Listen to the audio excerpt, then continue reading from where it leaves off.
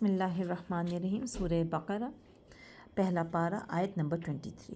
اس میں آج ہم پڑھیں گے اس میں ہم جو پڑھیں گے وہ کچھ اس طرح ہے کہ اللہ تعالیٰ فرماتے ہیں یہودیوں کے، اور اگر تمہیں کچھ شک ہو، اس سے پہلی آیات میں اللہ تعالیٰ کی قدرت اور وحدانیت کا بیان ہوا تھا، ٹھیک ہے، اور یہاں حضور اکرم صلی اللہ علیہ وآلہ وسلم کی نبوت اور قرآن کریم کے اللہ تعالیٰ کی بے مثل کتاب ہونے کی وہ دلیل بیان فرمائی جا رہی ہے جو طالب صادق کو اطمینان بخشے اور منکروں کو عاجز کر دے۔ تو اللہ تعالیٰ کی عظمت کی سب سے بڑی دلیل محمد مصطفیٰ صلی اللہ علیہ وآلہ وسلم کی عظمت کی سب سے بڑی دلیل قرآن ہے۔ لہٰذا یہ جو رکوع ہے اس میں اللہ فرماتا ہے کہ اس آیت میں خاص بندے سے حضور پاک صلی اللہ علیہ وآلہ وسلم مراد ہیں، اور یہاں اس انداز تعبیر میں نبی پاک صلی اللہ علیہ وسلم کی شان محبوبیت کی طرف بھی اشارہ ہے۔ اور پھر اللہ تعالیٰ جب فرماتے ہیں فَأْتُوا بِصُورَةٍ مِّن مِّثْلِهِ، تو تم اس جیسی ایک صورت بنا لو۔ اس آیت کے حصے میں اس کے بعد والی آیت میں قرآن کے بے مثل ہونے پر دو ٹوک الفاظ میں ایک کھلی دلیل دی جا رہی ہے کہ اپنی فصاحت و بلاغت کے ناز کرنے والوں کو چیلنج دیا ہے کہ اگر تم قرآن کو اللہ تعالیٰ کی کتاب نہیں بلکہ کسی انسان کی تصنیف سمجھتے ہو، تو چونکہ تم بھی انسان ہو تو لہٰذا اس جیسی ایک صورت بنا کر لے آؤ جو فصاحت و بلاغت اور حسن ترتیب، غیب کی خبریں دینے اور دیگر امور میں قرآن پاک کی مثل ہو۔ اور اگر ایسی کوئی صورت بلکہ آیت تک نہ بنا سکو گے تو سمجھ لو کہ قرآن اللہ تعالیٰ کی طرف سے ہے، اور اللہ تعالیٰ کی کتاب کا انکار کرنے والوں کا انجام دوزخ ہے اور بطور خاص کافروں کے لیے تیار کی گئی ہے۔ یہ چیلنج قیامت تک تمام انسانوں کے لیے ہے۔ آج بھی قرآن کو محمد صلی اللہ علیہ وآلہ وسلم کی تصنیف کہنے والے کفار تو بہت ہیں، مگر قرآن کی مثل ایک آیت بنانے والا آج تک کوئی سامنے نہیں آیا، اور جس نے اس کا دعویٰ کیا اس کا پول خود ہی چند دنوں میں کھل گیا۔ قرآن مجید وہ بے مثل کتاب ہے جس کے لوگ اپنے تمام تر کمالات کے باوجود قرآن پاک جیسا کلام بنانے میں عاجز ہیں، اور جنوں انس مل کر بھی اس کی آیات جیسی ایک آیت بھی نہیں بنا سکتے۔ اور اس کی بنیادی وجہ یہی ہے کہ قرآن مجید اللہ تعالیٰ کا کلام ہے، اور مخلوق میں سے کسی کے پاس اتنی طاقت نہیں کہ وہ اللہ تعالیٰ کے کلام کی مثل کلام بنا سکے، اور یہی وجہ ہے کہ صدیاں گزرنے کے باوجود آج تک کوئی بھی قرآن مجید کے دیے ہوئے چیلنج کا جواب نہیں دے سکا، اور نہ ہی قیامت تک کوئی دے سکے گا۔ قرآن پاک کے بے مثل ہونے کی بہت سی وجوہات ہیں جنہیں علماء و مفسرین نے اپنی کتابوں میں بہت سی طریقوں سے بیان فرمائے، اور ہم یہاں ان میں سے صرف 3 وجوہات بیان کرتے ہیں، جیسے کہ ایک فصاحت و بلاغت، نمبر 2 تلاوت قرآن کی تاثیر، اور نمبر 3 غیب کی خبریں۔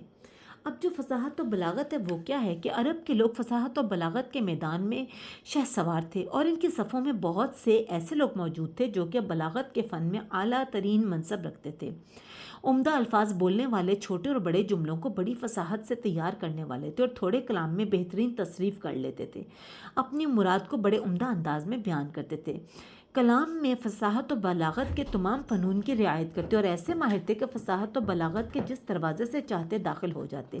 الغرض دنیا میں ہر طرف ان کی فصاحت و بلاغت کا ڈنکا بجتا تھا، اور لوگ فصاحت و بلاغت میں ان کا مقابلہ کرنے کی تاب نہ رکھتے تھے۔ ان اہل عرب کو فصاحت و بلاغت کے میدان میں اگر کسی نے عاجز کیا ہے تو وہ قرآن مجید کا کلام تھا۔ اس مقدس کتاب کی فصاحت و بلاغت نے اہل عرب کی عقلوں کو حیران کر دیا اور اپنی مثل لانے سے عاجز کر دیا۔ تلاوت قرآن کی تاثیر۔ قرآن مجید کے بے مثل ہونے میں ایک دلیل یہ بھی ہے کہ اسے پڑھنے اور سننے والا کبھی سیر نہیں ہوتا اور نہ ہی اس سے اکتاتا ہے، بلکہ وہ اس کی جتنی زیادہ تلاوت کرتا ہے اتنی ہی زیادہ شیرینی اور لذت پاتا ہے، اور بار بار اس کی تلاوت کرنے میں اس کی محبت دل میں راسخ ہو جاتی ہے۔ اور اس کے علاوہ کوئی کلام ایسا اگرچہ نہیں ہے جس میں اتنی خوبی موجود ہو اور اس کے بار بار پڑھنے سے دل بھی نہ اکتاتا ہو، جب اسے دوبارہ پڑھا جائے تو طبیعت بیزار بھی نہ ہو۔ قرآن مجید اس شان کے بارے میں حضرت حارث رضی اللہ تعالیٰ عنہ سے مروی ہے کہ حضرت علی مرتضیٰ رضی اللہ تعالیٰ عنہ فرماتے ہیں کہ حضور اقدس صلی اللہ علیہ وآلہ وسلم نے فرمایا قرآن وہ ہے جس کی برکت سے خواہشات بگڑتی نہیں اور جس سے دوسرے زبانیں مشتبہ نہیں ہوتی، علماء اس سے سیر نہیں ہوتے، یہ بار بار دہرائے جانے پر پرانا نہیں ہوتا اور اس کے عجائبات ختم نہیں ہوتے۔ نیز قرآن مجید کی آیات میں رعب، قوت اور جلال ہے کہ جب کوئی ان کی تلاوت کرتا ہے یا انہیں کسی سے سنتا ہے تو اس کے دل پر ہیبت طاری ہو جاتی ہے، حتیٰ کہ جسے قرآن پاک کی آیات کے معنی سمجھ میں نہ آ رہے ہوں، وہ آیات کی تفسیر بھی نہ جانتا ہو، اس پر بھی رقت طاری ہو جاتی ہے، جبکہ قرآن مجید کے علاوہ اور کسی کتاب میں یہ وصف نہیں پایا جاتا، اگرچہ وہ کیسے ہی انداز میں کیوں نہ لکھی گئی ہو۔ غیب کی خبریں۔ قرآن پاک میں مستقبل کے متعلق جو خبریں دی گئیں وہ تمام کی تمام پوری ہوئیں۔ مثلاً زمانہ نبوی میں رومیوں کے ایرانیوں پر غالب آنے کی خبر دی گئی اور وہ 100% پوری ہو گئی۔ تو یہ تھا آج کا سیاق و سباق جو ہم اب پڑھیں گے انشاءاللہ تعالیٰ، اور اب ہم اس کے ورڈ میننگز کو دیکھتے ہیں۔ ٹھیک ہے، وہ حرف عطف ہے اور اس کا مطلب ہے اور کے بعد ہوتا ہے کہ بات ابھی آگے کنٹینیو ہے جو ہم پیچھے پڑھے تھے۔ ان ہے اگر کا مطلب ہے یعنی شرط، اور اگر یہ کرو گے تو پھر یہ ہوگا۔ ٹھیک ہے، تو اگر ہے شرط۔ کن تم دو ورڈز ہیں اس میں، کن اور تم۔ کن ہے ہونا، ٹھیک ہے، یا ہو جانا، ٹھیک ہے، اور تم ضمیر ہے کس چیز کی؟ تم یعنی جمع مذکر حاضر کی ضمیر ہے، یعنی تم سب لوگ۔ اور اگر ہو تم سب لوگ، فی حرف جار، اس کا مطلب ہے میں، ٹھیک ہے، اور فی کے بعد حرف جار کے بعد جو اگلا ورڈ ہوتا ہے اس کو ہم مجرور کہتے ہیں، ٹھیک ہے، اور جو مجرور ہے اگر وہ اسم ہو تو اس کے آخری لیٹر کے نیچے زیر یا دو زیریں آ جاتی ہیں۔ ریب ہے شک، ٹھیک ہے، یعنی اگر اللہ فرماتے ہیں اور اگر ہو تم سب لوگ کسی بھی قسم کے شک میں، اور ریب یہاں مصدر ہے۔ مصدر وہ کلمہ ہوتا ہے جو خود تو کسی سے نہیں بنتا، اس سے بہت سے آگے کلمے بنتے ہیں۔ را یا با اس کا روٹ ورڈ ہے۔ اور اگر ہو تم سب کسی شک میں، مما جی دو ورڈز کا مجموعہ ہوتا ہے، من اور ما۔ من کا مطلب ہوتا ہے سے اور ما ہوتا ہے جو، یہ وہی اس میں موصول ہے جو ما والا ہے، ٹھیک ہے نا، ما من، پھر اس کے بعد تھا الذی، اللذانی، الذین، اللتی، اللتانی، اللاتی، تو یعنی کہ من پلس ما مل کے مما بنتا ہے، یعنی اس سے جو، ٹھیک ہے۔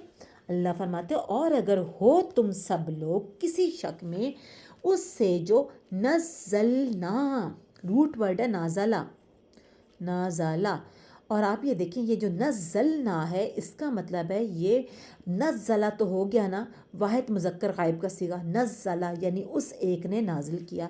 نون الف نا ہے صیغہ کون سا؟ جمع متکلم کا، یعنی نازل کیا ہم پر، اس سے جو نازل کیا، یعنی کہ نازل کیا ہم نے، ہم پڑھنی ہم نے، تو یعنی اس سے جو نازل کیا ہم نے، علی پر، حرف جار ہے، علی پر حرف جار ہے، اور حرف جار کے بعد جو ورڈ آتا ہے اس کو مجرور کہتے ہیں، ٹھیک ہے۔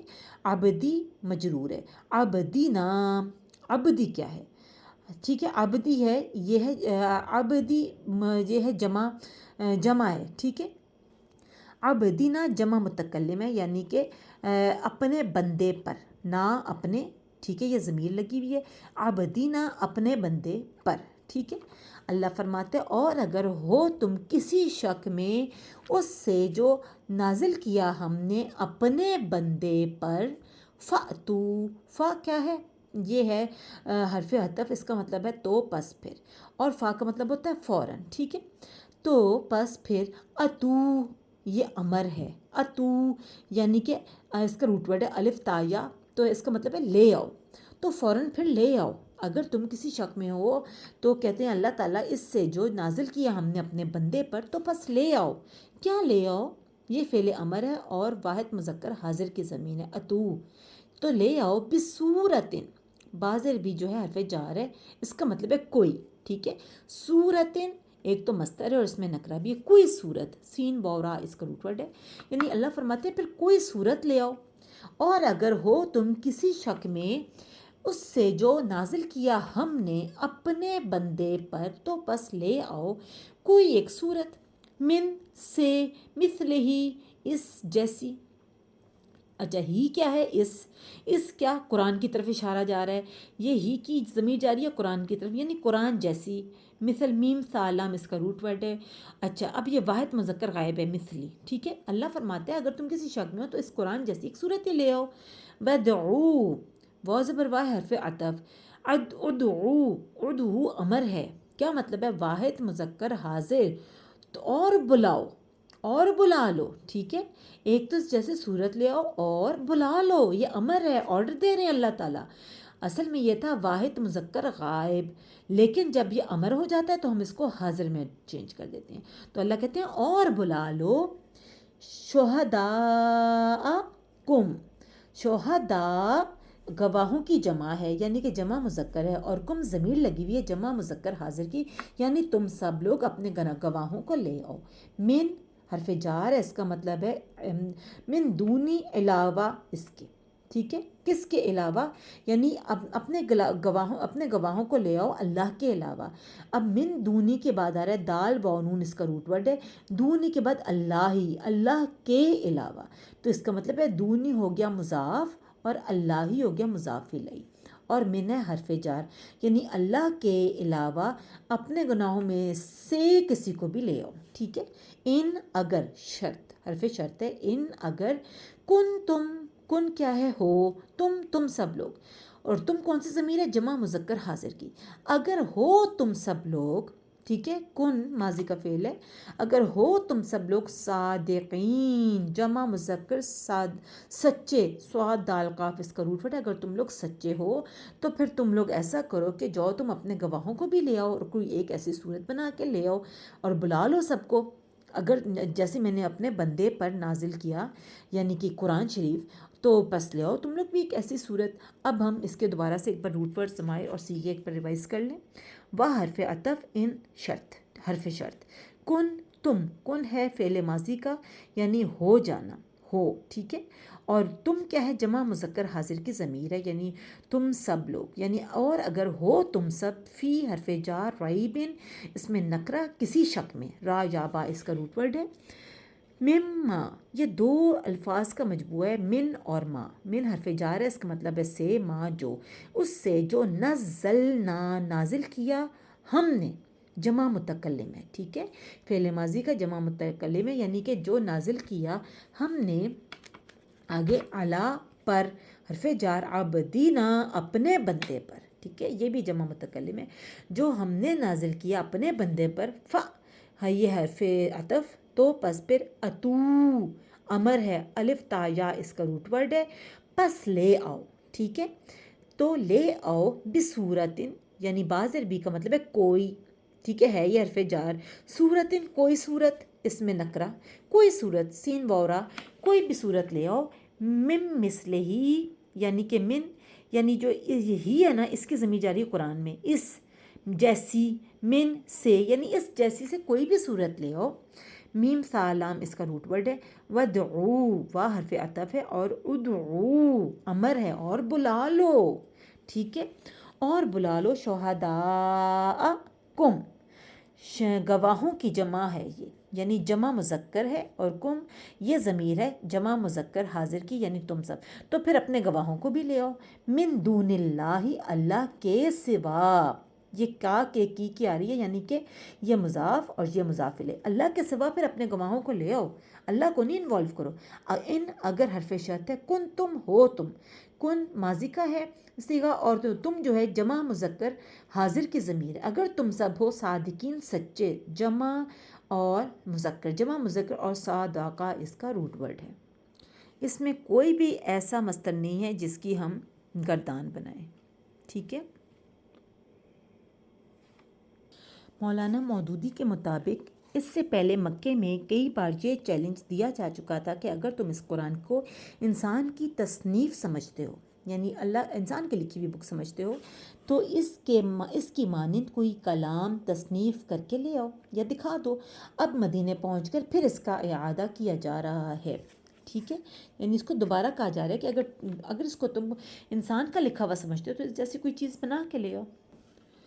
توحید کے بعد اب رسالت کا اس بات فرمایا جا رہا ہے کہ ہم نے اپنے بندے پر جو کتاب نازل فرمائی ہے اس کے منزل من اللہ ہونے میں اگر تمہیں شک ہے تو تم اپنے تمام حمایتوں کو ساتھ ملا کر اس جیسی ایک ہی صورت بنا کر دکھا دو۔ اگر ایسا نہیں کر سکتے تو تمہیں سمجھ لینا چاہیے کہ واقعی یہ کلام کسی انسان کی کاوش نہیں ہے، کلام الہی ہی ہے، اور ہم پر اور رسالت محمدیہ پر ایمان لا کر جہنم کی آگ سے بچنے کی سعی کرنی چاہیے جو کافروں ہی کے لیے تیار کی گئی ہے۔ اللہ تعالیٰ فرماتے ہیں یعنی انسان اور تمام جن مل کر بھی اس قرآن کی مثل لانا چاہیں تو نہیں لا سکتے، اگرچہ یہ ایک دوسرے کے مددگار بھی بن جائیں۔ گویا ساری مخلوق عاجز ہے اس بات سے کہ قرآن جیسا کوئی کلام پیش کر سکیں۔ پھر چیلنج کر دیا کہ اگر سارے قرآن کی مثل نہیں لا سکتے تو تمہیں مزید چھوٹ دے دیتے ہیں۔ وہ اس طرح کہ قرآن کریم کی کل 114 صورتیں ہیں، 104 صورتیں تمہیں معاف ہیں، ٹھیک ہے، بس اس جیسی 10 صورتیں ہی بنا کر لے آؤ، معلوم ہو جائے گا کہ یہ اللہ تعالیٰ کا کلام ہے کہ نہیں، بلکہ انسان بھی اس جیسا کلام پیش کر سکتا ہے۔ مگر کوئی بھی اس چیلنج کا جواب نہ دے سکا۔ پھر آخر میں یہ چیلنج دیا کہ اس قرآن جیسی کوئی چھوٹی سی ہی صورت لے آؤ، اور پہلے تو انسانوں اور جنوں کو چیلنج تھا، اور اب فرمایا کہ یہاں اپنے یعنی مددگاروں کو بھی بلا لو، یعنی امدادیوں کو بھی بلا لو، جو تمہارے گواہ ہیں ان کو بھی بلا لو، چاہے وہ فرشتے یا جنات ہی کیوں نہ ہوں، اگر تم سچے ہو۔ بس تم یہ پھر اللہ فرماتا ہے اگر تم سچے ہو، بس اگر تم نہ کر سکو، یہ درمیان میں جملہ معترضہ ہے، یعنی یہ اعتراض والا ہے، یعنی ہے یا نہیں ہے، اور ہرگز نہ کر سکو گے۔